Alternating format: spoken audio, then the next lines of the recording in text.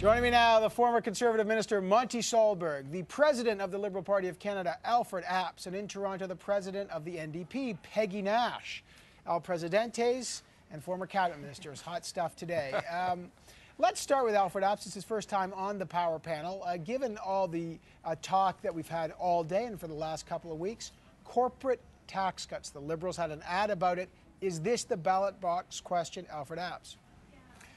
Well, it's certainly going to be a defining issue, whether we're talking about a budget upcoming or an election upcoming. But it's more than that, Evan. It's actually a symbol and a signal of what I think are a series of issues that relate together about where this government wants to take Canada. And the way we think, it's the wrong direction.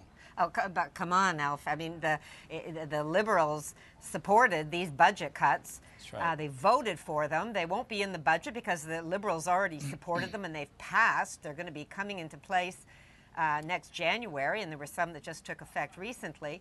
And it was through the Martin years that there were huge corporate tax cuts that led us, I think, to the underfunding of many of the social problems and some of the challenges we face today. So if that is an election issue, I mean, it comes down to credibility, and I don't think the Liberals have any credibility on this issue. You know what, Peggy? This is actually an issue where we can define ourselves both relative to the NDP, who would never support a corporate tax cut, and the Tories, who actually think corporate tax cuts, when we've already got a 37% advantage in corporate tax cuts, trump the policy of supporting middle-class Canadians and focusing on the deficit. Well, why did the Liberals campaign in the 2008 election to take tax cuts even further than the Conservatives would take them today? Why did that happen? We've Alfred, never said you really are right. Down to 14%. Alf, you really are Thank right. you, Monty. I know when you I'm say right. You really are right when you say you're relatives to the NDP. I think that's what you said anyway.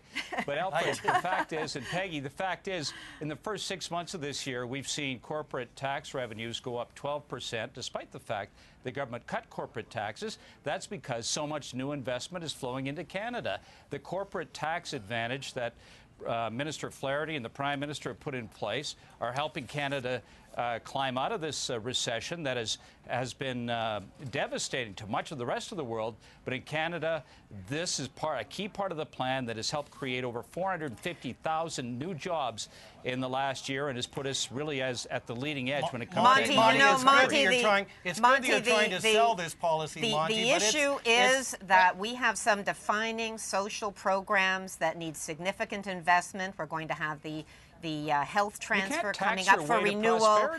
We have seniors that are looking for pension improvements. We want to make life more affordable for people. There's all kinds of social issues that need to be addressed, and the Conservatives are saying now, guess what? Our priority is deficit reduction, paying down the debt, and suddenly things like child care, improving the CPP, post-secondary education. Where's the money for all of these things? Well, guess what? They were given back to the banks and the oil companies. That is very misleading, Monty.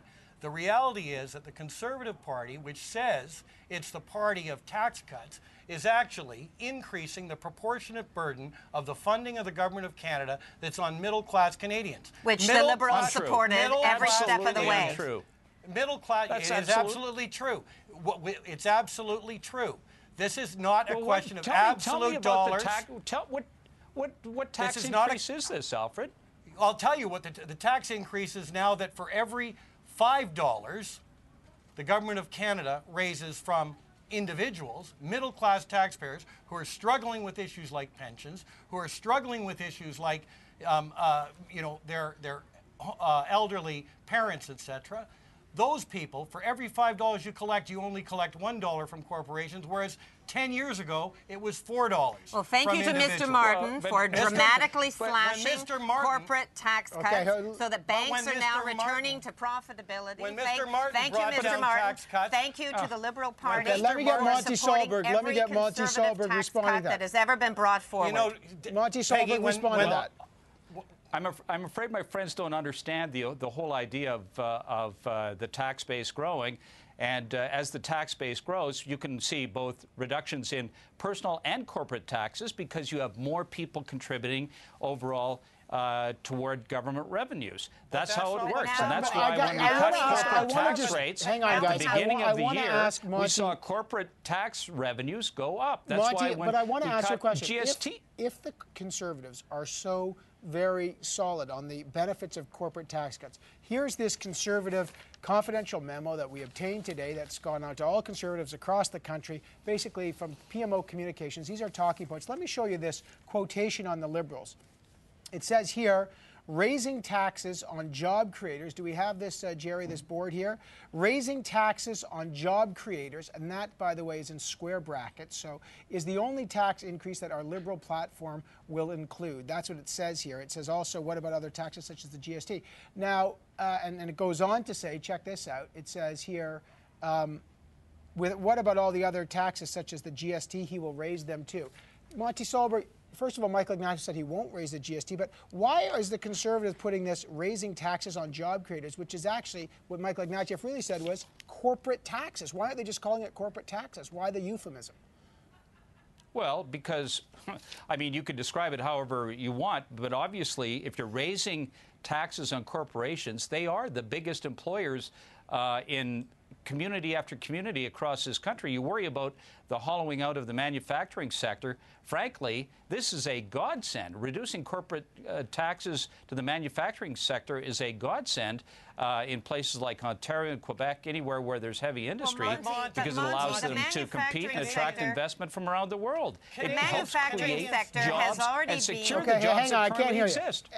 Peggy wants to respond then now. The manufacturing sector has already been so bombarded that many of them cannot even take advantage of corporate tax cuts because they're not making enough money. Who is going to really take big advantage? It's going to be the large financial institutions who are doing very well, thank you. It's going to be the large energy companies that are doing very well, thank you. And sadly, because of the Liberal Conservative coalition in support of tax cuts, we're in this situation today where we already have the lowest corporate tax cuts. And now, of course, there's going to be another hit coming in next year. Alfred Apps. Okay, first of all, when we talk about job creators, we all know that the job creators in this country are small businesses who get no benefit from this, no benefit. The second thing is, Liberals cut corporate taxes when our corporate taxes were not as competitive as they should be, and we had a surplus. What we're doing is we're borrowing from the middle class to pay for these tax cuts. Well, you voted for it. Why did you vote for it? Alfred Apps, why did the Liberals vote for it if you don't support it?